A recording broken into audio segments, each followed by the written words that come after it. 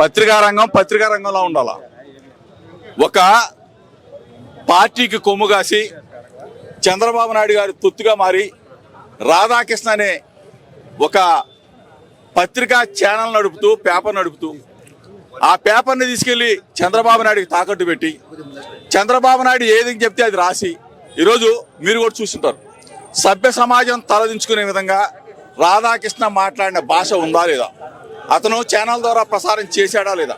ఒకసారి మహిళలుగా ఈ రాష్ట్రంలో కాదు, దేశంలో కాదు, ప్రపంచంలో ఉన్న మహిళలందరూ కూడా రాధాకృష్ణ మాటల్ని చెంప మీద పెట్టి కొట్టాలన్న అంత కోపం వస్తుందా లేదా ఒకసారి ఆలోచన చేసుకోండి. ఈరోజు మా వైఎస్ఆర్ కుటుంబం మేము శాంతి కాముకులం కాబట్టి శాంతియుతంగా వచ్చి రాధాకృష్ణ ఆఫీసు ముందు అన్నా చేసాం. అంతేగాని ఇంకొకళ్ళు అయితే ఈ పార్టీకే రాధాకృష్ణ ఎక్కడుంటే అక్కడ తరిమి కొట్టడం కూడా జరిగేది, రాధాకృష్ణ ఆఫీసు ధ్వంసం చేయడం కూడా. మేము శాంతి కాముకులం కాబట్టి వైఎస్ఆర్ కాంగ్రెస్ పార్టీ తరఫున వచ్చాం, ధర్నా చేశాం. రాధాకృష్ణ అన్న మాటలకి మళ్ళా క్షమాపణ చెప్పమని చెప్పేసి రాధాకృష్ణ కోటానికి ఇక్కడికి వచ్చాం. ఇప్పుడు మేము మాజీ మంత్రులు, ఎమ్మెల్సీలు, మాజీ మంత్రులు అందరూ హైదరాబాద్ నుంచి బయలుదేరి ఏబిఎన్ రాధాకృష్ణ గారి ఛానల్ ముందు మేము నిరసన ప్రదర్శన చేశాం. మాకు పని పాట లేదు, సోమరిపోతులు అని ఆయన ఎన్ని మాట్లాడుకున్నా ఎందుకు చేశాం, ఆయన ఏమన్నాడు, ఇది చర్చ జరగాలంటున్నాం. మావిగాని మీద విస్తృతమైన చర్చ జరుగుతూ ఉంది, మంచిదే, జరగాల్సిందే. రాధాకృష్ణ గారి మీద ఊరికినే కడుపు పంటతో మేము చేస్తున్నామా? రాధాకృష్ణ ఏం మాట్లాడాడు ఒకసారి మీరు పరిశీలించమని మనం వచ్చేస్తాం. అది కూడా మీ ఛానల్లో అందరికీ తెలియటం కోసం చెప్తున్నా. జగన్మోహన్ రెడ్డి గారు ఆదేశిస్తే మా భార్యల్ని మేము చెల్లెళ్ళుగా భావించి ఆ చెల్లెళ్లకు పెళ్లి చేసి పంపుతాం, అంటే మా భార్యలకు పెళ్లి చేసి పంపుతామని నీచమైన మాట్లాడిన మాటల్ని మేము ఎలా జీర్ణింపజేసుకోవాలి? మా కడుపు మండదా? మాకు రక్తం ఉడకదా? అందువల్ల వాళ్ళు వచ్చి నిరసన తెలియజేసే కార్యక్రమం చేశాం మేము ప్రజాస్వామ్య పద్ధతుల్లో. ఇంకా అయినా కూడా నాకు బుద్ధి రాదు అని రాధాకృష్ణ అంటే దానికి సమాధానం తర్వాత తెలుస్తుంది. అతను బూతులు మాట్లాడుకోకుండా క్రిటిసైజ్ చేసుకోమని మాకేం అభ్యంతరం లేదు. మావిగన్ మీద పేజీలు రాసుకోమనండి, గంటలు చెప్పుకోమనండి. మావిగన్కి మా లేడీస్కి ఏమిటి సంబంధం అండి? నాకు అర్థం కాలేదు. మాకంట మెడకాయ మీద తలకాయ లేదంట, తలకాయలో గుజ్జు లేదంట, వెన్నెముక లేదంట, సోమరి పోతులం అంట. ఏం మాటలు ఇవన్నీ? ఒళ్ళు బలిసిన మాటలు కాదు. రాధాకృష్ణకి ఇంగిత జ్ఞానం ఉంటే, అతనికి మానవత్వం ఉంటే గ్రహించాలి, క్షమాపణ చెప్పాలి. మాకు కాదు క్షమాపణ, మా ఇంట్లో ఆడవాళ్ళకి క్షమాపణ చెప్పాల్సిన అవసరం ఉంది. చెప్పకపోతే ఆయన కర్మ మేము చేయగలిగింది ఏమి లేదు. రాధాకృష్ణ అనే రాజకీయాన్ని వ్యభిచారులతో నింపేస్తున్నటువంటి వ్యక్తి రాధాకృష్ణ. టీవీ5 నాయుడు వీళ్ళిద్దరూ భ్రష్టు పట్టిస్తూ ఆంధ్ర రాజకీయాల్ని ఒక పార్టీలకి, కొంతమంది వ్యక్తులకి కొమ్ముగాస్తూ కుల గజ్జి పట్టి రాష్ట్రంలో పిచ్చి కుక్కల్లాగా తయారయ్యి ఇష్టానుసారంగా నోటికి ఎంత వస్తే అంత మాట్లాడుతున్నారు. ఇవాళ వైఎస్ఆర్ కాంగ్రెస్ పార్టీ నాయకుల మహిళల్ని ఇంకొకరికి ఇచ్చి పెళ్లి చేస్తారు అంటే ఇంకొకరి దగ్గరకు పంపిస్తారు అని మాట్లాడారు. సిగ్గుమాలినటువంటి వ్యక్తి కాదా ఈ రాధాకృష్ణ? 100% ప్రొటెస్ట్ కాదు. ఇవాళ వార్నింగ్ ఇచ్చాం, స్వీట్ వార్నింగ్ ఇచ్చాం. నిజమైన వార్నింగ్ ఏంటో అతను క్షమాపణ చెప్పకపోతే చూస్తాడు. రాధాకృష్ణ, నువ్వు పక్క రాష్ట్రంలో దాంకొని లేవు, మాకు ఒక్క అడుగు దూరంలోనే ఉన్నామని హెచ్చరికిచ్చాము. ఈరోజు మేము కావాలంటే గేట్లు పగలగొట్టి నీ ఆఫీసులోకి దూరి నీ అంతు తేల్వగలం అని ఒక స్వీట్ వార్నింగ్ ఇచ్చి వచ్చాం. పరిస్థితి రాకపోతే తగిన శాస్తి జరుగుతుంది. పక్క రాష్ట్రంలో దాంకొని ఉన్నాను కదా, ఇక్కడ ఉన్నటువంటి ప్రభుత్వంతో కొమ్ము కాస్తూ ఉన్నాను కదా, లాలూచి పడి ఉన్నాను కదా అని ఇష్టానుసారం నోటికొచ్చింది మాట్లాడితే నీకు దెబ్బలు తప్పవు అని నిన్ను హెచ్చరించిపోతున్నావు. నిజంగా మావిగన్ అనేది ఒక బ్రహ్మాండమైనటువంటి అవకాశం. ఈరోజు దేశంలో ఉన్నటువంటి అత్యంత పెద్ద మహానగరాలకి పోర్టులు ఉన్నాయి. ఇవాళ ముంబైని చూస్తే పోర్టు ఉంది, గుజరాత్లో పోర్టు ఉంది, అదేవిధంగా మచిలీపట్నానికి ఎప్పటి నుంచో పోర్టు ఉంది.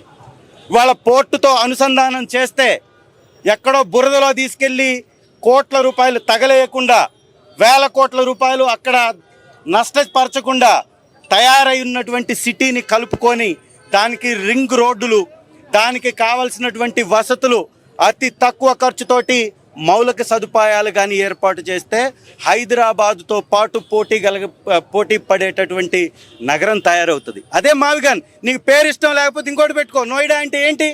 ఏముంది దాని అర్థం? అది నీకు సమ్మగా ఉంది, ఇక్కడ మాత్రం చేదుగా ఉందా? ఎందుకంటే ఇక్కడ ఎవరికో కొమ్ము కాసేవాడివి కాబట్టి, నీ ఛానలు ఒక బూతు ఛానల్ కాబట్టి, ఆ బిఆర్ నాయుడుది ఒక బూతు బతుకు కాబట్టి, ఇద్దరు ఇక్కడుండి తెలంగాణ రాష్ట్రంలో ఇక్కడ సేద తీరుతూ బాత్రూంలో పడుకొని మా మీద మాటలు మాట్లాడతారా? మేము తలుసుకుంటే నువ్వు అడుగు దూరమే అని హెచ్చరించి వెళుతున్నాం. క్షమాపణ చెప్పకపోతే ఖచ్చితంగా తగిన శాస్తి తనకు జరుగుతుంది. రెండవది, మావిగన్ చాలా అద్భుతమైనటువంటి ప్రతిపాదన. ఇవాళ ఒక నగరాన్ని నిర్మించినటువంటి చరిత్ర భారతదేశానికి లేదు. ఎప్పటి నుంచో నిర్మించున్నటువంటి నగరాలు పక్కన ఎక్స్పాన్షన్ జరిగింది తప్ప నిర్మాణం జరగల. అమరావతి ఎక్కడుంది? నువ్వు కట్టేది 7 సంవత్సరాల్లో ఏడ్చింది లేదు చంద్రబాబు. ఏం మాట్లాడినా కానీ ఏదో అద్భుతమైనటువంటి విజనరీ అని చంద్రబాబు నాయుడు గారిని ఎత్తడానికి, జాకీలు పెట్టడానికి పనికొచ్చే పనికి మాలిన చెత్త పత్రికలు. అందుకే వాటికి వార్నింగ్ ఇచ్చి వెళుతున్నాం. ఏబిఎన్ రాధాకృష్ణ గారి వ్యాఖ్యలు దురదృష్టమైనటువంటి వ్యాఖ్యలు. అసందర్భంగా, అనాలోచితంగా మహిళలను కించపరిచే విధంగా చేసిన వ్యాఖ్యల్ని తీవ్రంగా ఖండిస్తున్నాం. ఇవాళ జగన్మోహన్ రెడ్డి గారు చేసినటువంటి ప్రతిపాదన, మావిగన్ ప్రతిపాదన చాలా అద్భుతమైనటువంటి ప్రతిపాదన. ఎందుకంటే భారతదేశంలో కానీ ప్రపంచంలో కానీ ఏ రాజధాని అయినా సరే పోర్టులకి, ఎయిర్పోర్టులకి అనుసంధానం చేసినటువంటి నగరాలే డెవలప్ అయ్యాయి. ఆ విధంగా చూసుకుంటే ఇవాళ మచిలీపట్నం, విజయవాడ, గుంటూరు అనేది ప్రధానమైనటువంటి నగరాలు. ఈ నగరాలను అనుసంధానం చేస్తూ గ్రోత్ కారిడార్లను నిర్మించాలనేది జగన్మోహన్ రెడ్డి గారి ఆలోచన. ఇలాంటి అద్భుతమైనటువంటి ఆలోచన చేసినప్పుడు రాష్ట్రంలో ఉన్నటువంటి ప్రజలందరూ కూడా వాళ్ళ ఆలోచనలో పడ్డారు. జగన్మోహన్ రెడ్డి గారు చేసినటువంటి ప్రతిపాదన బ్రహ్మాండమైనటువంటి ఆలోచన. దీన్ని సమర్థించాలన్నటువంటి ఆలోచన రాష్ట్ర ప్రజానీకం మొత్తం కూడా ఇవాళ ఆలోచించారు. దాన్ని డైవర్ట్ చేసే విధంగా ఇవాళ ఏబిఎన్ రాధాకృష్ణ చేసినటువంటి వ్యాఖ్యలు చాలా దురదృష్టం. వైఎస్ఆర్ కాంగ్రెస్ పార్టీ నాయకుల కుటుంబ సభ్యుల మీద, ముఖ్యంగా మహిళల మీద ఆయన చేసినటువంటి వ్యాఖ్యల్ని ఇవాళ తీవ్రంగా ఖండిస్తున్నాం. ఇవాళ చంద్రబాబు నాయుడు గారు అమరావతి రాజధాని నిర్మాణంలో ఎలాంటి అభ్యంతరం లేదు, కానీ రాజధాని పేరుతోటి ఒక పెద్ద నగరాన్ని నిర్మించాలని 2 లక్షల కోట్ల రూపాయలు వెచ్చించి ఆ నగరాన్ని నిర్మించి ఇవాళ రియల్ ఎస్టేట్గా సంస్థగా తయారు చేసుకోవాలనే ఆలోచన దురదృష్టమైనటువంటి ఆలోచన. ఈ ఆలోచన మేము తీవ్రంగా ఖండిస్తున్నాం. ఇది సరైనటువంటి విధానం కాదు. భారతదేశంలో ఏ రాష్ట్రంలో అయినటువంటి బొంబాయి చూడండి, మద్రాసు చూడండి, చెన్నై చూడండి, ఇవన్నీ కూడా పోర్టు అనుసంధానం చేసుకుని ఎయిర్పోర్ట్లు ఎక్కడైతే ఉన్నాయో ఆ నగరాలే ప్రధానంగా డెవలప్ అయినటువంటి పరిస్థితి ఉంది.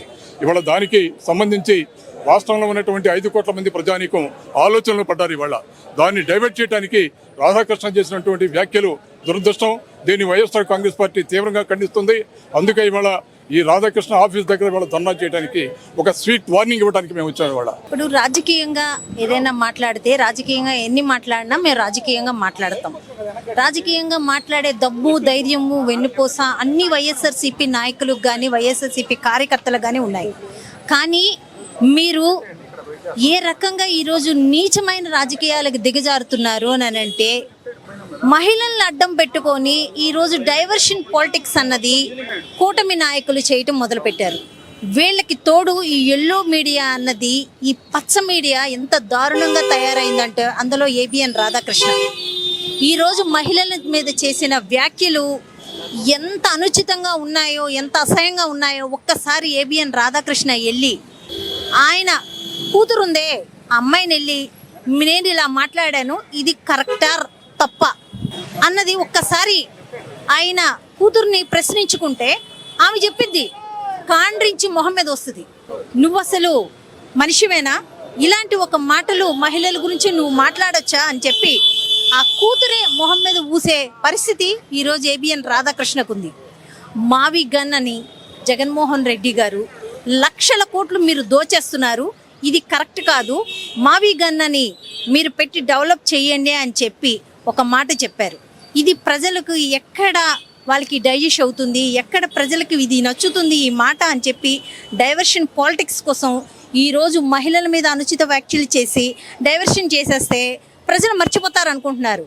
కానీ ఏబిఎన్ రాధాకృష్ణ ఈరోజు రోడ్డు మీదకి వచ్చి నడిస్తే మహిళలు కాండ్రించి మొహం మీద మోస్తారు, తరిమి కొడతారు. నీ శవం కూడా ఈరోజు నీ కుటుంబానికి దొరకని విధంగా ఈరోజు మహిళలు నిన్ను వెంటాడి కొడతారు. దయచేసి బయటకు వచ్చి బహిరంగంగా మహిళలకి క్షమాపణ చెప్పు. చెప్పకపోతే నీ చావు నువ్వే చూస్తావని తెలియజేస్తున్నాను.